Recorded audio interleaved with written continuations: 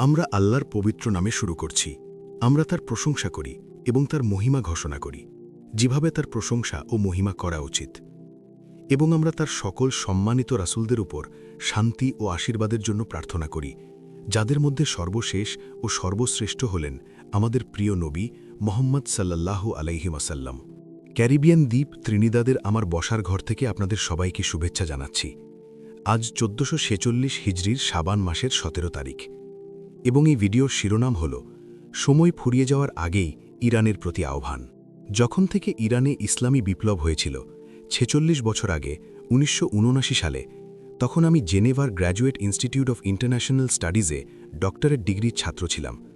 যখন বিপ্লব ঘটে, আমি 1978 ও 1979 সালে টেলিভিশনে ইরানের সেই যুগান্তকারী ঘটনাগুলো পর্যবেক্ষণ করার সুযোগ পেয়েছিলাম।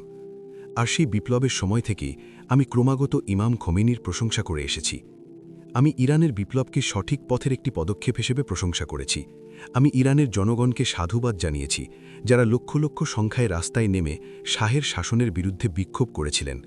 এবং অবশেষে যখন শাহের শাসন ব্যবস্থা হয়তোবা বিপুল সংখ্যক ইরানিকে হত্যা করেছিল, তখন সেই শাসন ব্যবস্থার পতন ঘটে এবং ইমাম খোমেনি একজন বিজয়ী নেতার হিসেবে ইরানে ফিরে আসেন, তার জনগণকে নিপীড়ন থেকে মুক্তির পথে নিয়ে যান। আমি তাদের প্রশংসা করেছি এবং সাধুবাদ জানিয়েছি। আমি এটাও বলেছি যে ইরান বাকি মুসলিম বিশ্বের জন্য একটি মডেল স্থাপন করেছে। যদি মুসলিম বিশ্বকে কখনো নিপীড়ন থেকে মুক্তি পেতে হয়, তবে তা এমনই একটি প্রক্রিয়ার মাধ্যমে সম্ভব হবে, যেখানে সাধারণ মানুষ রাস্তায় নেমে অত্যাচার ও অন্যায়ের বিরুদ্ধে বিক্ষোভ করবে।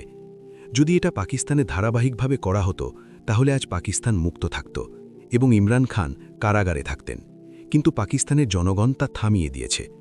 যদি মিশর, মালয়েশিয়া, মরক্কো এবং অন্যান্য দেশে এটা করা হতো, তবে মুসলিম বিশ্ব আরও বেশি স্বাধীনতা পেত, যদি তারা ইরানের মডেল অনুসরণ করত।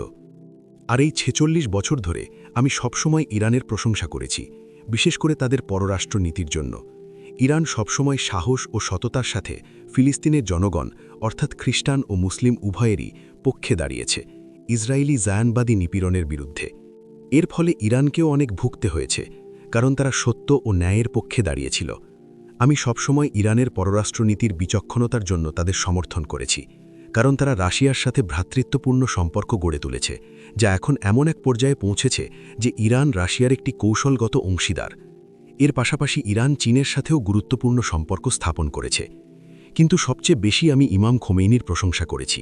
ইমাম খোমেনি যা করেছেন তা অন্য কোনো নেতা কখনো করেননি। তিনি উঠে দাঁড়িয়ে ওয়াশিংটনের দিকে আঙুল তুলেছিলেন এবং অবিশ্বাস্য সাহস ও সততার সাথে বলেছিলেন যে এটিই হলো সকল অশুভ শক্তির কেন্দ্র। আজকে এমনটা করার সাহস কারও নেই, একেবারেই না। তাই আমি ইমাম খোমেনি এবং ইরানের ইসলামী বিপ্লবকে সমর্থন ও প্রশংসা করে এসেছি। আমার সমালোচকরা বলে ইমরান হোসেন একজন শিয়া। এগুলো হলো ছেলে মানুষই কথাবার্তা। না, আমি শিয়া নই এবং শিয়া বিশ্বাস ব্যবস্থার সাথে আমার কিছু পার্থক্য রয়েছে, কিন্তু আমি ইরানের বিপ্লবকে সম্মান করি। কিন্তু আজ আমাকে ইরান সম্পর্কে কিছু মন্তব্য করতে হবে, যা হয়তো ইরানের কিছু নেতাকে কষ্ট দিতে পারে। কিন্তু আমি এটা শত্রু হিসেবে করছি না। না, আমি শত্রু হিসেবে এটা করছি না। আমি এটা করছি আপনার ভাই হিসেবে, যে আপনাকে ভালোবাসে এবং সবসময় আপনার পাশে থেকেছে।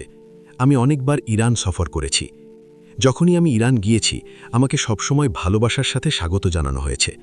তারা আমার সাথে সবসময় দয়া ও ভালোবাসা দিয়ে আচরণ করেছে এবং আমার জ্ঞানের প্রতি সম্মান করেছে। আমি আশা করি আজ যখন আমি আমার মন্তব্যগুলো প্রথমবারের মতো তুলে ধরব, তখন সেই পরিস্থিতি বদলাবে না। ইরানের জনগণ, যাদের বয়স 50 বা তার কম, তাদের ইসলামী বিপ্লবের ছেলেমেয়ে হিসেবে বর্ণনা করতে হবে, কারণ ইসলামী বিপ্লব 46 বছর আগে হয়েছিল। তাই যারা তখন 5, 6 বা 7 বছরের শিশু ছিল এবং তারপর থেকে জন্মেছে, ইরানের এই 50-55 বছরের সকলকেই ইসলামী বিপ্লবের ছেলেমেয়ে হিসেবে দেখতে হবে। আজ আমাদের কেবল বিপ্লবের ছেলেমেয়েদেরই নয়, বরং যারা বিপ্লবের সময় যথেষ্ট প্রাপ্তবয়স্ক ছিলেন এবং এতে অংশগ্রহণ করেছিলেন, তাদেরও সম্বোধন করতে হবে। শিয়া মুসলিম বিশ্ব 1979 সালে ইরানের ইসলামী বিপ্লবকে তাদের নিজেদের বিশ্বাস ব্যবস্থার একটি বৈধতা হিসেবে স্বীকৃতি দিয়েছিল। আমি এই বাক্যটি পুনরাবৃত্তি করতে চাই। যখন 1979 সালে ইরানে বিপ্লব সফলভাবে সংঘটিত হয়েছিল, শিয়া বিশ্ব মূলত এই সফলতাকে শিয়াদের তার্থিক দাবির একটি বৈধতা হিসেবে স্বীকৃতি দিয়েছিল। আজ আমাকে আপনাদের এটি মনে করিয়ে দিতে হচ্ছে, কারণ আজ যদি ইরানের জনগণ বিপ্লবের বিরুদ্ধে চলে যায়, যদি তারা রাস্তায় নেমে বিপ্লবের বিরুদ্ধে বিক্ষোভ করে, আর এরা তো বিপ্লবেরই ছেলেমেয়ে, যাদের বয়স 50 বা তার কম। তখন যদি এই বিপ্লবের পতন ঘটে তাহলে এটা আপনাদের নিজেদের মানদণ্ডেই আপনাদের তার্থিক দাবিকে অকার্যকর করে দেবে। যখন ইসলাম মদিনায় এসেছিল তখন এটি সমস্ত মুসলমানের হৃদয়ে এক আগুন জ্বালিয়ে দিয়েছিল। তারা ইসলামের জন্য জীবন দিতে প্রস্তুত ছিল। মদিনার ইসলামী রাষ্ট্র নবীর জীবদ্দশায় যতদিন এগিয়েছে ততই শক্তিশালী হয়েছে। বিদায় হজের সময় ইসলামী রাষ্ট্র তার শিখরে পৌঁছেছিল। সুতরাং আমরা রাষ্ট্রের সাথে উপরের দিকে উঠতে অভ্যস্ত, নিচের দিকে নামতে নয়। নবীর কাছে মাত্র 10 বছর ছিল আর আপনাদের কাছে 46 বছর। আপনাদের বিশ্বকে ব্যাখ্যা করতে হবে যে 46 বছর পর কিভাবে এমন হলো যে বিপ্লবের পরে জন্ম নেওয়া বা শিশু থাকা এত মানুষ এখন বিপ্লবের উপর সন্তুষ্ট নয় এবং শত্রু এই পরিস্থিতির সুযোগ নিচ্ছে। ব্যাপারটা এমন নয় যে ইরানের শিয়া মুসলমানরা ইসলামকে ধোঁকা দিচ্ছে বা ইসলাম ছেড়ে দিতে চায়। ব্যাপারটা এমনও নয় যে তারা ইসলামের শত্রুদের সাথে হাত মিলিয়ে ইসরায়েল বা মার্কিন যুক্তরাষ্ট্রের সাথে যোগ দিয়ে বিপ্লবের গলা কাটতে চাইছে। এগুলো মিথ্যা কথা, বাজে কথা। বরং ইসরায়েল এবং মার্কিন যুক্তরাষ্ট্র একটি সুযোগের সদ্ব্যবহার করছে, কারণ ইরানে বিক্ষোভ হচ্ছে। আর আমাদের প্রশ্ন করতে হবে, কেন এটা ঘটছে? আমাদের সৎ উত্তর দরকার, কোনো প্রচারণা নয়। ইরানে এই সব বিক্ষোভের অন্যতম প্রধান কারণ হল একটি বিষয় যা আমি আপনাদের ইরানে 25 বছরেরও বেশি সময় ধরে শেখানোর চেষ্টা করছি। আমি নিজেই ইরানে গিয়ে এই বিষয়ে বক্তৃতা দিয়েছি। অর্থনীতি, ইরানি রিয়াল এবং মুদ্রা ব্যবস্থা নিয়ে আমি ইরানের অনেকের সাথে আলোচনা করেছি। তাদের বোঝানোর চেষ্টা করেছি যে এই কাগজের মুদ্রা ব্যবস্থাটি ভিত্তিহীন, প্রতারণাপূর্ণ এবং হারাম। আমি আফগানিস্তানেও এটা করার চেষ্টা করেছিলাম, যখন 25-30 বছর আগে সেখানে একটি ইসলামী সরকার ছিল। কিন্তু আফগানিস্তান বলেছিল, না ইমরান, তুমি ভুল বলছো। তারা সেই কাগজের মুদ্রাকে হালাল হিসেবে মেনে নিয়েছিল। আমি পাকিস্তানেও এটা শেখানোর চেষ্টা করেছিলাম, কিন্তু পাকিস্তানকে কেউ কিছু শেখাতে পারে না। তাই আমি আফগানিস্তান এবং পাকিস্তানে ব্যর্থ হয়েছি। কিন্তু আমি ইরানে এটা শেখাচ্ছিলাম। ইরানের কিছু আয়াতুল্লাহ আমার সাথে একমত হয়েছিলেন যে মুদ্রা ব্যবস্থাটি ভিত্তিহীন এবং হারাম। আমি সেই মহান ব্যক্তি আয়াতুল্লাহ সিরাজির আত্মার জন্য আল্লাহর রহমত কামনা করি। তিনি আমাকে রিবা বা সুদের ওপর এমন একটি শিক্ষা দিয়েছিলেন যা আমি হাজারটা বক্তৃতা দিয়েও বোঝাতে পারতাম না। তিনি দেখিয়েছিলেন কিভাবে রিবা মানুষের সম্পদ শুষে নিয়ে তাদের দারিদ্র্য আর দুর্দশার মধ্যে ফেলে দেয়, আর সেই কারণেই তারা বিক্ষোভ করছে। এই মুদ্রা ব্যবস্থাটাই হলো রিবা। সেই মহান মানুষটি এখন মারা গেছেন, আল্লাহ তার উপর রহম করুন। কিন্তু তিনি বুঝতে পেরেছিলেন যে এটা হারাম। কিন্তু 46 বছর কেটে গেছে আর ইরান এখনও পাকিস্তান, আফগানিস্তান এবং বাকি মুসলিম বিশ্বের মতো ভিত্তিহীন মুদ্রা ব্যবহার করছে। অথচ আপনারা হলেন ইসলামী বিপ্লবের ধারক। লক্ষ লক্ষ ইরানিকে এই বিপ্লব সফল করার জন্য জীবন দিতে হয়েছে। হে শহীদদের উত্তরাসূরিরা, 46 বছরে আপনারা কি করেছেন? দজ্জালি মডার্ন পশ্চিমা সভ্যতাকে তৈরি করেছে, আর আপনারা এখনও তা ইচ্ছা করতে পারেননি। এই পশ্চিমা সভ্যতাই এই মুদ্রা ব্যবস্থা নিয়ে এসেছে। আন্তর্জাতিক মুদ্রা তহবিল সোনাকে মুদ্রা হিসেবে ব্যবহার নিষিদ্ধ করেছে। আল্লাহ যা হালাল করেছেন তা হারাম করা কুফরের সমতুল্য, আর এই আন্তর্জাতিক মুদ্রা ব্যবস্থা ঠিক তাই করেছে। যদি আপনারা ইরানে পরিবর্তন আনতে চান, যদি এই বিপ্লবকে আগামী দিন পতনের হাত থেকে বাঁচাতে চান, তাহলে আপনাদের আমার কথা শুনতে হবে। আপনাদের সোনা এবং রৌপ্য মুদ্রায়, দিনার এবং দিরহামে ফিরে যেতে হবে। ইমাম মাহদি যখন আসবেন তখন এটাই মুদ্রা হবে। আপনারা কিসের জন্য অপেক্ষা করছেন? যদি আপনারা দিনার এবং দিরহামকে মুদ্রা হিসেবে ব্যবহার করেন, তাহলে আপনারা পশ্চিমা বিশ্বের জন্য এবং ইহুদি খ্রিস্টান জায়নবাদী জোটের জন্য যে কোনো পারমাণবিক অস্ত্রের চেয়েও শক্তিশালী একটি হুমকি তৈরি করবেন। মুয়াম্মার গাদ্দাফি লিবিয়াতে এটা করার চেষ্টা করেছিল। দেখুন তারা তার সাথে কি করেছিল। কিন্তু আপনারা তার চেয়েও শক্তিশালী।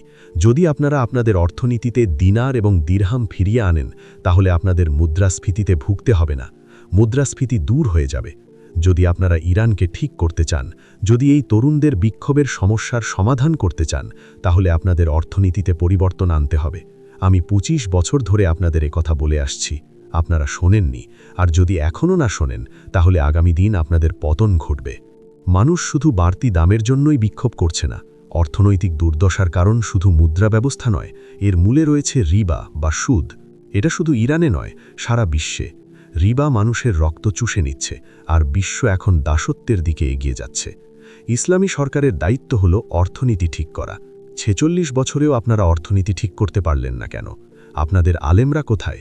আপনাদের সত্যের দাবি কোথায়? কেন ইরানের বাজার অসাধু ব্যবসায়ী আর প্রতারকে ভর্তি? হ্যাঁ, ইরানের বাজারে মানুষকে ঠকানো হচ্ছে, আর আল্লাহ একটি স্বাধীন এবং ন্যায্য বাজার প্রতিষ্ঠা করার এবং তাকে রক্ষা করার উপায় বদলে দিয়েছেন। ৪৬ বছরেও আপনারা ইরানে একটি স্বাধীন এবং ন্যায্য বাজার প্রতিষ্ঠা করতে পারেননি। আল্লাহ আমাদের শাস্তির একটি দর্শন দিয়েছেন, যা একটি স্বাধীন এবং ন্যায্য বাজারকে সুরক্ষা দেওয়ার নিশ্চয়তা দেয়।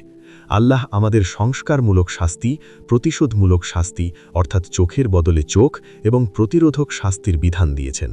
প্রতিরোধক শাস্তি হল, আমি তোমাকে এমন শাস্তি দিচ্ছি যাতে অন্য কেউ তোমার মতো কাজ করার সাহস না পায়। একটি স্বাধীন এবং ন্যায্য বাজারের জন্য আল্লাহ বলেছেন চোরের জন্য কঠোর শাস্তির বিধান রাখতে। আমি ইরানের ইসলামী বিপ্লবকে জিজ্ঞাসা করি, আপনারা কতজনের ওপর এই বিধান প্রয়োগ করেছেন? কেন আপনাদের বাজারে এখনও এত অসাধু ব্যবসায়ী? ইরানে যা ঘটছে তা ব্যাখ্যা করার জন্য আরও কিছু বিষয় আছে। আপনাদের শত্রুরা কেবল সেই দরজা দিয়েই প্রবেশ করছে যা আপনারা নিজেরাই খুলে রেখেছেন। এখন আপনাদের প্রশ্ন করতে হবে, কেন ইরানের এত তরুণ এমন এক জীবনযাত্রা চায় যা ইসলামী বিপ্লবের সাথে বেমানান? তারা বিপ্লবেরই সন্তান, কিন্তু তারা স্বাধীনতা চায়। কিসের স্বাধীনতা? উত্তর, এমন এক জীবনযাত্রার স্বাধীনতা যা ইসলামী বিপ্লবের সাথে মেলে না। আপনারা এটা কিভাবে ব্যাখ্যা করবেন? যদি আপনাদের কাছে সেই ইসলাম থাকত যা কুরআন এবং নবীর সুন্নাহ থেকে এসেছে, তাহলে বিপ্লবের সন্তানেরা ইরানের জন্য নিজেদের জীবন দিত এবং ইসরায়েল এবং মার্কিন যুক্তরাষ্ট্রের বিরুদ্ধে বিক্ষোভ করত। কিন্তু তারা তা করছে না। তারা হিজাব পরার জীবনযাত্রা চায় না, তারা হিজাব খুলে ফেলতে চায়। তারা এমন পোশাক পরতে চায় যা আবেদনময়ী এবং আকর্ষণীয়। তারা ছেলে মেয়ে একসাথে মিশতে চায় এবং নিজেদের মতো করে জীবন উপভোগ করতে চায়। পাকিস্তানে তারা হাল ছেড়ে দিয়েছে, কিন্তু আপনারা ইরানে সংগ্রাম করছেন এবং আপনারা সেই সংগ্রামে হেরে যাচ্ছেন। যদি আপনাদের কাছে সত্যিকারের ইসলাম থাকত, তাহলে বিপ্লবের সন্তানেরা কুরআনের প্রেমে পড়ে যেত। তারা ইসলামের জন্য জীবন দিত, তারা এভাবে বিক্ষোভ করত না। তাই আপনাদের জেগে ওঠার সময় এসেছে। আপনাদের আলেমদের জেগে উঠতে হবে, আপনাদের কথা শুনতে হবে। আমি আপনাদের বলছি, আপনারা যে ইসলাম তাদের সামনে তুলে ধরছেন তা তাদের কাছে আকর্ষণীয় নয়। মদিনার ইসলাম এত আকর্ষণীয় ছিল যে সমস্ত দাস মুসলমান হতে চেয়েছিল, সমস্ত অত্যাচারিত মানুষ মুসলমান হয়েছিল। এই আলোচনা শেষ করার আগে আরেকটি কথা, আপনাদের পতন আপনাদের সামনে। যদি আজ আপনাদের এই অবস্থা হয়, তাহলে দেখুন আগামী দিন কি অপেক্ষা করছে। কারণ স্মার্টফোন আর ইন্টারনেট এখানে স্থায়ীভাবে এসেছে, আর তারা সারাক্ষণ পশ্চিমা প্রচারণা ছড়াচ্ছে। আর দজ্জাল তার কাজ করে যাচ্ছে। আপনাদের তরুণরা কুরআনের প্রেমে পড়ার বদলে দজ্জালের সাথে নাচছে। এই সমস্যার সমাধান পুলিশ বা বিপ্লবী গার্ড দিয়ে হবে না। আসু গ্যাস বা আরও ৩,০০০ মানুষ হত্যা করেও এর সমাধান হবে না। সমস্যার সমাধান হল তাদের ইসলামের এমন এক ভার্সন উপহার দেওয়া যার প্রেমে এই তরুণরা পড়ে যাবে।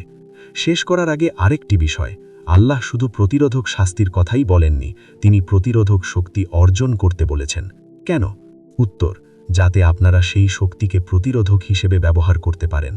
উত্তর কোরিয়ার পারমাণবিক শক্তি আছে এবং তারা কার্যকরভাবে সেই শক্তিকে প্রতিরোধক হিসেবে ব্যবহার করছে।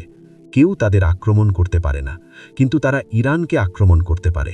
তারা ইরানের অস্ত্রশস্ত্র বাহিনীর প্রধানকে হত্যা করতে পারে, তারা বিপ্লবী গার্ডের প্রধানকে হত্যা করতে পারে, তারা ৬ জন পারমাণবিক বিজ্ঞানীকে হত্যা করতে পারে। ইরান, আপনারা কবে বুঝবেন? আপনাদের তাই করতে হবে যা উত্তর কোরিয়া করেছে, যা পাকিস্তান করেছে, যা চীন করেছে, যা রাশিয়া করেছে। যখন আপনারা পারমাণবিক শক্তি অর্জন করবেন, সেই শক্তি একটি প্রতিরোধক হিসেবে কাজ করবে। আর এটাই কুরআনে আল্লাহর নির্দেশ। ইরান কেন পারমাণবিক অস্ত্র বিস্তার রোধ চুক্তির সদস্য? পাকিস্তান তো নয়। যদি আপনারা এই চুক্তিতে থাকেন, তাহলে আপনারা একটি অন্যায়ের অংশীদার হবেন। আপনাদের এই চুক্তি থেকে বেরিয়ে আসতে হবে এবং ঘোষণা করতে হবে, আমরা আর এই চুক্তির দ্বারা আবদ্ধ নই। তারপর ইরানকে অবশ্যই পারমাণবিক শক্তি অর্জন করতে হবে। আর যখন আপনারা পারমাণবিক শক্তিধর রাষ্ট্র হিসেবে নিজেদের সক্ষমতার প্রমাণ দেবেন, ইরান সেদিন ইসরায়েল আপনাদের সমীহ করতে বাধ্য হবে। এটাই আপনাদের জন্য সামনের পথ। যদি আজ আমার কথা না শোনেন, তাহলে আগামী দিন আপনাদের পতন ঘটবে। আর যখন আপনাদের পতন ঘটবে, আমি কাঁদব, কারণ আপনারা আমার ভাই এবং আমি আপনাদের ভালোবাসি। ধন্যবাদ।